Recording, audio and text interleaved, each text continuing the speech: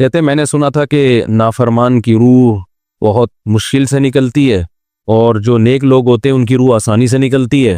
تو میں تو جب گیا یورپ میں تو میں نے بہت سے گوروں کو بڑے آرام سے مرتے ہوئے دیکھا اور بہت سے نیک لوگوں کو بڑی مشکل سے مرتے ہوئے دیکھا. تو یہ کیا ہے؟ تو کہہ رہے مجھے تو اسلام کے بارے میں اشکالات شروع ہو گئے. میں نے کہا آپ نے جن سے یہ تقریر سنی ہے نا کہ نیک لوگ کی روح آرام سے نکلتی ہے، بروں کی مشکل سے نکلتی ہے، انہوں نے آدھی بات بتائی ہے، پوری نہیں بتائی. میں نے کہا یہ تو صحابہ کے دور میں نے کہا اگر آپ حدیثیں پڑھ لیتے ایک آیت سے کبھی تھوڑی مسئلہ حل ہوتا ہے. آپ کسی کی ایک بات لے رہے ہیں، دوسرے موقع پہ جو اس نے تشریح کی ہے وہ آپ نہیں لے رہے.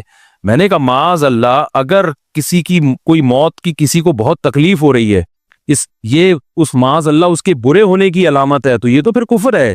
احادیث میں آتا ہے کہ آپ صلی اللہ علیہ وسلم کو موت کی تکلیف دوسروں سے زیادہ ہوئی ہے.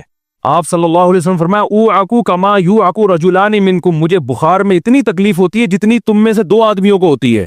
آپ پر جب بیماری آتی تھی نا، آپ کو تکلیف دوسروں سے زیادہ ہوتی تھی. اور امی عائشہ رضی اللہ تعالی عنہا فرماتی ہیں کہ نبی صلی اللہ علیہ وسلم کا سر مبارک میری گود میں تھا جب آپ کی روح نکلی ہے، اور آپ کی جو میں نے موت کی تکلیف دیکھی ہے، جس شدت میں آپ جس تکلیف میں تھے، اس کے بعد مجھے کسی کی موت کی جو آسانی سے کوئی دنیا سے گیا ہو نا، اس کے مرنے پر مجھے کبھی رشک نہیں آیا.